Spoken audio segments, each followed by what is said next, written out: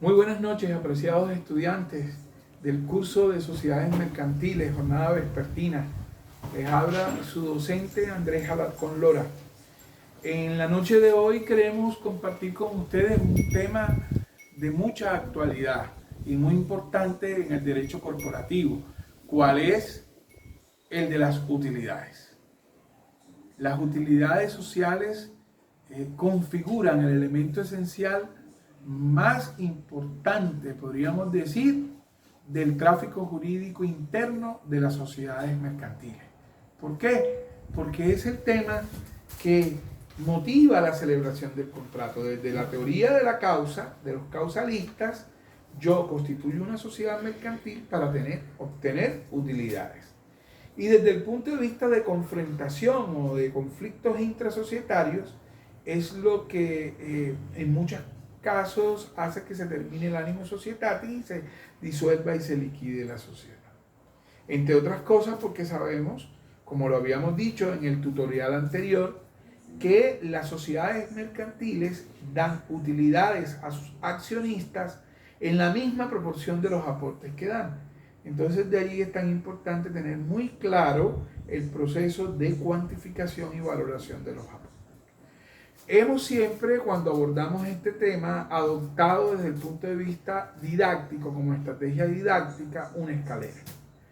Y visualizamos una escalera ¿con qué objetivo? Con el objetivo de simbolizar que cada peldaño de la escalera constituye un paso que yo debo llevar a cabo para poder, en feliz término, legalmente distribuir unas utilidades. ¿Qué nos sucede en la vida práctica cuando por una u otra circunstancia nos volamos escalones o peldaños al subir o bajar una escalera? Quiero que ustedes mismos se contesten ello. Por regla general, puede uno lesionarse, puede fracturarse, puede caerse. Algunos dicen, llego más rápido. Sí, es posible que llegue más rápido, pero se fatiga uno más. O es posible que al llegar más rápido, por volarnos o tener la inobservancia de cualquier paso legal o reglamentario, nos conlleve a unas sanciones y a unos perjuicios legales bastante serios. Entonces, lo aconsejable es que en este símil de la escalera de las utilidades tampoco se vuele ningún peldaño. Analicemos individualmente cada uno de esos pasos dentro de este proceso. El primer peldaño dice las deducciones de ley. Yo no puedo repartir todas las utilidades obtenidas por la compañía. ¿Cuándo puedo repartirlas? Cuando ya he hecho las deducciones de ley. ¿Cuáles son las deducciones de ley? Hombre, las deducciones tributarias. Si yo me gané 500 millones de pesos en el ejercicio social del 2019, yo no puedo repartirlas todas. Antes tengo que sacar el impuesto de renta, el impuesto de patrimonio, los impuestos de industria y comercio, los impuestos de rodamiento, es decir, todos los tributos que la ley me obliga a aplicarle a esa rentabilidad de la sociedad. Por eso es que ustedes escuchan los conceptos de utilidad bruta y utilidad neta. La utilidad bruta es ese monto máximo que te genera el ejercicio social, el estado de resultados, pero sin que se le hayan hecho las deducciones de ley. Cuando se le hacen las deducciones de ley, obviamente quedan las utilidades netas. Ustedes saben que el papá Estado es quien legisla, es quien realiza el estatuto tributario y es el que además penaliza, sanciona a los que no paguen esos aportes tributarios. Entonces, desde ya les digo que cuando uno se vuela este escalón como administrador o como socio o accionista, tendremos el proceso de jurisdicción coactiva de la DIAN cobrándonos estos impuestos dejados de pagar. Y aquí, ojo, señores administradores, ojos asesores, ojos gerentes, si yo dejo de descontar esas deducciones de ley, después tendré que pagar con mi patrimonio personal los impuestos dejados de cancelar. Entonces, de allí salen tres tipos de responsabilidades que tiene el administrador, que se le comunican al asociado que esté involucrado en el proceso del pago inadecuado, que son las responsabilidades civiles, las responsabilidades penales y las responsabilidades disciplinarias. Pues las civiles perseguirán al administrador en su patrimonio personal por los impuestos dejados de pagar. Las penales, si para el no pago de esas deducciones de ley se llegó a realizar cualquier conducta que fuera un delito, como falsear los estados financieros, el estado de resultados, el estado de flujo de caja, cualquiera de los estados financieros, deberé responder, además de por mi patrimonio personal, por los impuestos dejados de pagar, deberé responder, obviamente, también con el proceso penal que me inician en la DIAN por prevaricato, por haberme comido un IVA que no era un IVA mío ni de la sociedad, sino era un IVA de un tercero que se le pagaba a la DIAN. Entonces, responsabilidad civil, responsabilidad penal, y también responderemos por una responsabilidad disciplinaria, es decir, me podrán compulsar copias al Consejo Superior de la Judicatura si soy abogado, a la Junta Central de Contadores si soy un contador, y al Consejo de Administración si en un momento determinado soy administrador de empresa o ingeniero industrial. Entonces, mucho cuidado con ese primer escalón. El segundo escalón es el de las reservas. Debo aplicar las reservas de ley antes de repartir las utilidades. ¿Cuáles son esas reservas? Hay tres clases de reservas. Hay una reserva que se denomina la reserva legal, otra reserva que se denomina reserva estatutaria y una reserva que se denomina reserva ocasional. La reserva legal está contemplada en el Código de Comercio y consiste en que el 10% de las utilidades yo no puedo tocarlas, sino que debo apartarlas. Para ustedes, ¿qué es una reserva? Es la apropiación presupuestal que se hace, la separación de un rubro para no tocarlo, porque tiene una destinación específica. Con ese 10% que se hace, con ese 10% se enjugan pérdidas de ejercicios anteriores o se guardan para un ensanche o protección financiera de la compañía. Adicionalmente a esa reserva legal del 10%, que la misma ley lo implica, está la reserva estatutaria. La reserva estatutaria no la consagra la ley, la consagran los estatutos. Son mis estatutos sociales los que dicen que yo haré una reserva estatutaria del 5%. Y esa reserva del 5% se le suma a la legal. No es porque yo hago la legal, tengo que dejar de hacer la estatutaria. Y recuerden que todo contrato válidamente celebrado es ley para las partes. Entonces, necesariamente es tan obligatoria y tan vinculante la reserva estatutaria como la legal. Y por último, la reserva ocasional.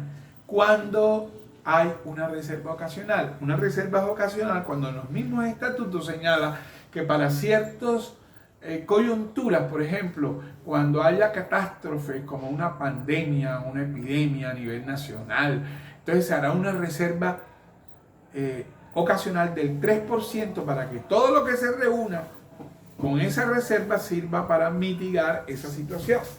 O vamos a hacer una reserva ocasional para abrir una sucursal, o vamos a hacer una reserva ocasional para cambiar nuestra infraestructura tecnológica que está muy obsoleta. Entonces, solo puedo tomar ese dinero de la reserva ocasional para el cumplimiento de esos objetivos. ¿Hasta cuándo estoy obligado a realizar esa reserva? La misma reserva legal en su regulación lo establece. Cuando la reserva legal llega al 10% del capital social, al 50%, corrijo, al 50% del capital social, no es necesario seguirla haciendo. Queda uno exonerado de practicar. En los contratos, como la fuente obligacional son los contratos, las cosas en derecho se deshacen como se hacen. Así como en mis estatutos, yo establecí una reserva estatutaria o en cualquier modificación o reforma de los estatutos la establecí, yo puedo hacer otra reforma estatutaria para sacar de allí la reforma estatutaria y a partir de allí no estaré obligado. Y en la reserva ocasional igualmente, en la misma cláusula puedo decir hasta cuándo se aplica esa reserva ocasional. Pues bien, si pagamos las utilidades sin el cumplimiento de ninguna de estas tres reservas, incurriremos en las tres responsabilidades anteriores que habíamos señalado: responsabilidad civil, responsabilidad penal y responsabilidad disciplinaria. El tercer escalón o el tercer paso o el tercer proceso o procedimiento que yo debo cumplir es la de la aprobación de los estados financieros. Si yo no apruebo los estados financieros de la compañía, yo no puedo entrar a repartir utilidades porque no sé qué utilidades obtuvimos en el ejercicio. Entonces es importante aquí que ustedes se metan en el mundo financiero. Los invito a que rompan el paradigma de que los abogados somos malos para los números. ¿Por qué? Porque el derecho es lógica y la lógica es matemática. Al ser así, nosotros no podremos ser unos buenos abogados corporativos ni podremos asesorar bien a unos clientes de sociedades mercantiles si no tenemos ideas de estado financiero. Yo les recomiendo que utilicen los cursos virtuales del SENA, son muy buenos, Finanzas para no financieros. Además de ello, las instituciones de educación superior públicas y privadas dan diplomados para personas que no son del área de ciencias económicas puedan entender. Y mirarán, haremos un ejercicio y mirarán que no son complicados. ¿Cuál es la función de los estados financieros? La función de los estados financieros es mirar una radiografía de cómo está financieramente la compañía. Por eso hay unos estados financieros básicos que se desarrollan desde la ley 43 del 90 y el decreto 2649 y 2650 del 93 en adelante, que establecen cuáles son estos estados financieros básicos: el balance general, el estado de resultados, el estado de flujo de efectivo o flujo de caja, el estado de cambio en situación financiera y el estado de cambio en el patrimonio. Esos eran los 5 estados financieros básicos regulados por la ley 40 del 90, ley 43 del 90 y la 2643 del 2650 del 93. Acuérdense del anterior PUC, Plan Único de Cuentas. Lo que él hizo el Plan Único de Cuentas fue codificar, que todas las cuentas tuvieran el mismo número, el mismo código. No importa que fuera una contabilidad en un banco, en un hospital, en una empresa del sector comercial. Entonces ya no hay contabilidad bancaria, contabilidad financiera, contabilidad de salud. No, todas las sociedades en Colombia deben llevar la misma codificación. Y así podríamos decirle el porqué de esa unificación. Miren que la tendencia mundial no es desde el año 90-93 con el PUC. La globalización ha seguido y en materia contable están hoy vigentes las normas internacionales financieras, las NIF, que desde el año 2017 establecieron la obligatoriedad que todas en Colombia debían adaptar sus contabilidades a estas normas internacionales. ¿Y qué buscan estas normas internacionales? Que han sido desarrolladas por decretos reglamentarios, que un contador público en Colombia, con su capacitación y el manejo de las NIF, pueda igual llevar contabilidades en cualquier país latinoamericano del hemisferio, excepto Estados Unidos por su régimen anglosajón. Pero ya las NIF han globalizado el ejercicio contable. Por eso ya hemos hablado de estos estados financieros básicos, de balance general. El estado de resultados es cómo nos fue en el año anterior. ¿Nos dio pérdida o nos dio ganancia el ejercicio? Entonces los resultados serán positivos o serán negativos. Asimismo, el estado de flujo de efectivo nos va a manejar de cuál es nuestro estado de liquidez. ¿Cuánto dinero tengo yo disponible en caja? No en la caja menor, en caja, en bancos, en todas aquellas rubros que yo te pueda disponer de los mismos. Y el cambio de situación financiera y cambio en el patrimonio se unificó en la nueva regulación de NIF, lo que pretende es mirar las variaciones positivas y negativas que tiene una organización, una empresa o una corporación con base en el impacto positivo o negativo que tenga en su estado financiero su operación. Entonces, si la sociedad está dando muchas pérdidas, tendrá necesariamente que vender activos y tendrá que capitalizarse, tendrá que hacer préstamos, tendrá que endeudarse, y todo eso se refleja en ese estado financiero de cambio en la situación financiera. Y cambio en el patrimonio, obvio, porque si yo tengo que vender para pagar las deudas, o si tengo un superávit y compro nuevos bienes, obviamente cambio mi situación patrimonial. ¿Qué es lo importante, señores? Que ustedes tengan una claridad conceptual. Por eso los invito a que revisen la conceptualización de esa parte contable de los estados financieros. Y que además la ley corporativa, la ley 222 del 95 y los decretos reglamentarios ya establecen otras clases de estados financieros. Hay balances o estados financieros de fin de ejercicio, que son los que llegan a corte 31 de diciembre, pero hay unos estados financieros intermedios, que es cuando usted por un préstamo hace un corte a 31 de marzo o a 30 de septiembre, o también hay unos estados financieros de prueba que se utilizan para hacer análisis, pero que no lo firma nadie. Los estados financieros de prueba que no están firmados ni por el contador ni por el representante legal no tienen efecto vinculante ni valor probatorio. Hay unos estados financieros que la ley 222 del 95 llama certificados y dictaminados. ¿Cuáles son los primeros? Los certificados es cuando, supongamos que esto es un balance general. El balance general viene con todas las partidas, todas las cuentas, las de patrimonio, las de deudas, pasivos, activos, todo eso. Al final, ¿quién certifica el estado?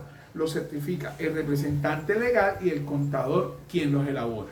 Cuando además de ellos dos, como la sociedad tiene revisoría fiscal, también la dictamina el revisor fiscal, se convierte en un estado financiero dictaminado. Entonces miren que es algo muy sencillo. Les decía, el derecho es lógica y la lógica es matemática. Entonces hay que romper ese paradigma de que los abogados somos malos para los números. Si eso fuera así, los abogados no pudiéramos ni supiéramos cobrar nuestros honorarios profesionales. Por último, es bueno señalar que existen unos nuevos estados financieros que se llaman consolidados, porque ya la nueva ley concursal estableció los conglomerados empresariales desde la ley 222 del 95, y la actual y vigente ley 1116 del 2006 las contempla, y el nuevo decreto legislativo 560 de hace una semana, de abril del 2020, estableció que existen unos procesos concursales especiales para la crisis, y en esos procesos especiales para la crisis ya el decreto reglamentario exige que dentro de los anexos se presenten estados financieros conglomerados. ¿Qué significa? Que si existe un conglomerado donde hay una sociedad matriz y unas sociedades subsidiarias o filiales, entonces la matriz debe presentar conjuntamente con sus estados financieros, deberá firmar y anexar los estados financieros de las subordinadas o de las filiales, y eso tiene una razón de ser, porque veíamos, por ejemplo, Posada Tobón S.A., Postobón S.A., que es la matriz, tiene por un lado a Peldar S.A. porque utiliza las botellas, tiene a Incauca S.A. porque utiliza las azúcares y los colorantes, tiene también a Aluminio Reynolds porque utiliza las tapitas, tiene a TCC porque utiliza el transporte. Fíjense que los grupos empresariales constituyen otras empresas que guardan una unidad de propósito para favorecer a la matriz, que es Postobón. De allí los requisitos, que los requisitos para que haya un conglomerado es que haya unidad de propósito y que además de la unidad de propósito haya subordinación. ¿Subordinación entre quién? Entre la matriz con la subordinada. Cuando existe ese conglomerado, tienen la obligación de registrarse ante la Superintendencia de Sociedades para efectos de la presentación de estos estados financieros consolidados. ¿Qué sucede si nos volamos un semáforo en este escalón? Nos sucede a todos, al representante legal obviamente, pero a quien más le sucede es al contador y al revisor fiscal, porque de falsear los estados financieros o de falsear los resultados de cualquiera de estos involucrados en la nueva reforma de las NIF, deberán responder civilmente, disciplinariamente, es decir, les compulsan copia a la Junta Central de Contadores para que le quiten la matrícula de contador público, y penalmente porque será una falsedad en documento público o documento privado, depende de la composición del capital de la respectiva organización. Entonces fíjense que a medida que vamos subiendo los escalones es más fácil que nos fracturemos. No es tan complejo el análisis y el estudio de los estados financieros, pero sí es de mucho cuidado. El cuarto escalón es el proyecto de distribución de utilidades. Como su mismo nombre lo indica, proyecto de distribución de utilidades es una propuesta que hace el gerente, el representante legal, a la forma como se van a repartir las utilidades. Esta propuesta puede ser acogida por los asociados o puede que no. Porque si tenemos 5 años de estar dando pérdida y este año que nos ganamos 500 millones de pesos, el gerente no puede decir no se reparten porque como ahora está el COVID-19, va a haber una recesión de la economía y es mejor guardar esa platica para el futuro. La mayoría de los accionistas piensan no con el corazón, sino con la razón. Y entonces dicen, no, vamos a salvaguardar la empresa, vamos a repartirnos la mitad de las utilidades y la otra la dejamos ahí reservada. Pero otros pueden decir, no, vamos a repartirnos los 500 millones. Entonces es una parte discrecional. Ahí la sanción de repartirlas o no tendrá una consecuencia en el mercado, pero no para el administrador. Ahora, habrá una sanción para el administrador si la reparte sin aprobar el proyecto o si la reparte en una forma diferente de lo que el proyecto dijo. Aquí les llamamos la atención en que debe ser muy cuidadoso el administrador y el asesor en presentar el proyecto, porque no puede basarse en las utilidades que refleja el Estado, sino también en el estado de liquidez. Si nos ganamos 500 millones, pero 300 están garantizados por unas cuentas por cobrar a 60 o 90 días de edad de vencimiento, yo no puedo repartir las 500 enseguida, puedo repartir 200 y en 90 días repartir los otros 300. De no hacerlo, tendremos graves inconvenientes porque luego que ya esté aprobado el proyecto de distribución de utilidades y el reparto, él tendrá que pagar mis utilidades y si no hay liquidez tendrá que hacer préstamos para ese efecto. Entonces, ojo con el proyecto, es una cosa discrecional de aprobar, pero debe hacerse con profesionalismo administrativo y financiero. Y llegamos al quinto escalón. El quinto escalón es uno de los más importantes. ¿Por qué? Porque el quinto escalón nos habla de un quórum calificado. Nosotros sabemos que en las decisiones corporativas el quórum es la mayoría necesaria para la toma de una decisión. Y entonces tenemos que aquí hacerle la distinción que hay un quórum deliberatorio, yo siempre lo pongo en minúscula. Si no hay quórum para deliberar, no hay reunión, no hay junta de socios, no hay asamblea. Pero si ya está el deliberatorio, después debe haber el decisorio, lo pongo con D mayúsculo. El decisorio es el que va a permitir tomar la decisión. Y aquí se aplican todas las normas de gobierno corporativo que ustedes han tenido experiencia en los consejos estudiantiles, en las cooperativas, en los sindicatos. Entonces, ¿qué es lo único? Que al momento de la votación debemos votar no por cabeza, por asociados, como se hace en los fondos de empleados o en las cooperativas, sino por capital. Es decir, que si mi aporte es el 50% del capital social, mi voto vale el 50%. Entonces, fíjense que acá el desarrollo de este gobierno corporativo tiene una fisonomía totalmente de acuerdo al capital. ¿En qué les llamo la atención? Que la diferencia está frente a las otras decisiones en lo contenido en el artículo 155 del Código de Comercio. ¿Cuál es el quórum calificado? Ojo, calificado para repartir utilidades en una compañía. Esta pregunta nos conlleva a hacer otra distinción. Hay un quórum general para la toma de decisiones que está contemplado en el artículo 68 de la Ley 222 del 95 y Y el quórum general es la mitad más uno de las acciones o cuotas en que se encuentra dividido el capital social. Hipotéticamente, si son 100 acciones y en la reunión hay 60, hay quórum deliberatorio. Pero es la mitad más uno, no el 51%. Ese es el error más reiterado. Es la mitad más uno de acciones o cuotas sociales. Entonces, no nos confundamos que es el 51, porque hay veces que con menos del 51 se toman decisiones. Les pongo un ejemplo. La misma hipótesis que planteábamos. 100 accionistas están 60. 60 es más de la mitad más uno. Hay quórum para deliberar. ¿Quién decide? La mitad más uno de los que están. ¿Y cuál es la mitad más uno de 60? 31. Es decir, que con 31 se toma una decisión de un quórum general. Pero ¿qué dice el 155 de la ley 222? Dice que se necesita un quórum calificado por lo menos, mínimo el 78% o más de las cuotas sociales o acciones en que se encuentra dividido el capital. Este es un quórum alto, pero no contento con esto, en esta norma, al momento de despedirse se le incluyó un mico. El último inciso de la norma dice que si no se logra este quórum especial calificado, solo se repartirá el 50% de las utilidades. En la exposición de motivos, lo que se quería con la norma era que los accionistas minoritarios tuvieran participación, una mayor participación en este elemento tan importante que son las utilidades. Sin embargo, con el último inciso le dieron más poderío a los accionistas mayoritarios.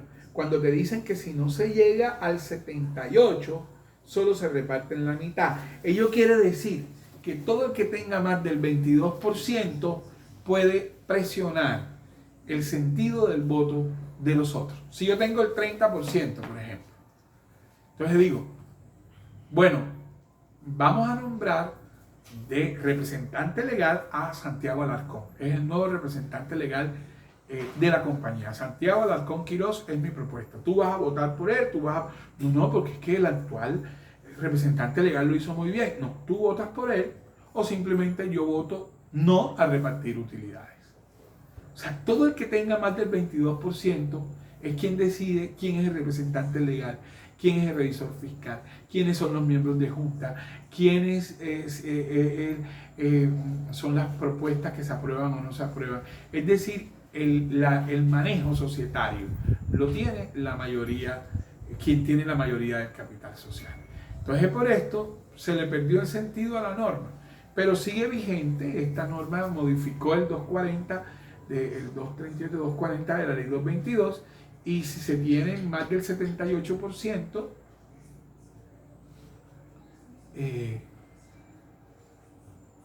no se aplicará.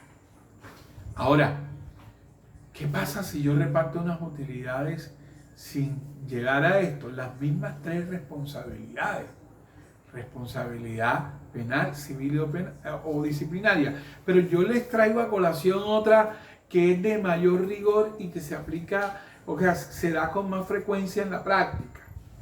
Y es que veíamos en el primer escalón las deducciones de ley, pero hay un escalón que está primero que el de las deducciones de ley. Ese está en el sótano. Esa es la base de la escalera. ¿Y cuál es? Si las utilidades existen. Si las utilidades no existen, yo no puedo repartir utilidades. Y ustedes dirán, profesor, pero claro, por sustracción de materia. Mentira. ¿Saben por qué? Porque yo como accionista puedo llegar donde el representante legal y decirle, mira, Santiago, necesito 30 millones de pesos porque yo no he matriculado a mis hijos. Entonces no he matriculado a Andrés Felipe. Entonces hagamos una cosa. Tú préstame 20 millones de pesos que cuando venga el reparto de utilidades yo te las deduces de los préstamos a socios. O sea, contablemente no hay un problema porque se contabiliza como préstamo a socios de 20 millones y cuando me repartan las utilidades de los 100 millones que yo recibo todos los años, tú me deduces los 20. ¿Dónde está el inconveniente? El inconveniente está en que, señores, de pronto este año a mí no me van a pagar 100, sino 10 millones de pesos. Y cuando me pagan esos 10, viene el representante legal Santiago donde a mí me dice, doctor, ¿y los otros 10 millones que usted me...? No, yo te dije que te los pagaba con mis utilidades. Así que tú te tienes que esperar hasta el año que viene a ver si hay utilidades para yo poder pagar. Miren ustedes eso. Miren el grave problema en que está el administrador. O peor aún, no dio 10. Este año por el COVID-19 la sociedad fue pérdida, no dio ninguna utilidad. Entonces, ¿cuál es la consecuencia de ello? La consecuencia de ello es que el administrador tendrá que pagar de su bolsillo, de su patrimonio personal, lo que me prestó. Entonces es muy importante este tema de solo repartir utilidades cuando se cumplan con estos requisitos legales. En el penúltimo escalón está el acta. Todo esto que hemos conversado y que hemos socializado debe, como es una reunión social, debe constar en un acta, y ese acta la firma el presidente y el secretario de conformidad a lo que establece el artículo 181 y siguientes del Código de Comercio. Les llamo la atención porque es que si a mí como accionista o socio no me pagan las utilidades que ya aprobó la asamblea, ¿qué hago yo? Con ese acta se constituye un título ejecutivo complejo, y ese acta lo acompaño al proyecto de distribución de utilidades, lo acompaño a los estados financieros certificados y dictaminados y presento un proceso ejecutivo. Es decir, el último peldaño es el acta, porque es el que da fe y constituye un título ejecutivo para el cobro de esas utilidades. Entonces fíjense, señores, que no es un proceso fácil, porque involucra aspectos administrativos, aspectos jurídicos o legales y aspectos tributarios, contables y financieros. Entonces es un proceso que exige de nosotros una mayor atención y cumplimiento de eso.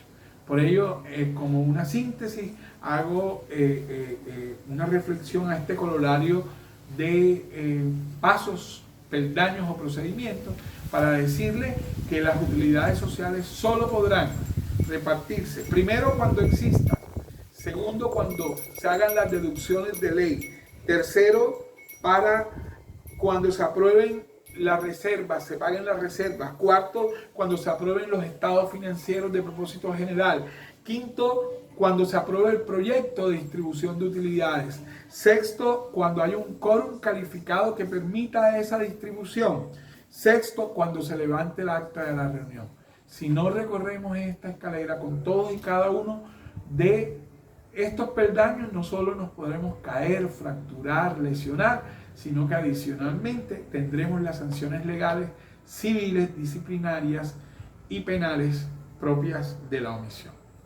Les recomiendo finalmente que revisen la doctrina y conceptos contables de la Superintendencia de Sociedades en la página web de la Super, www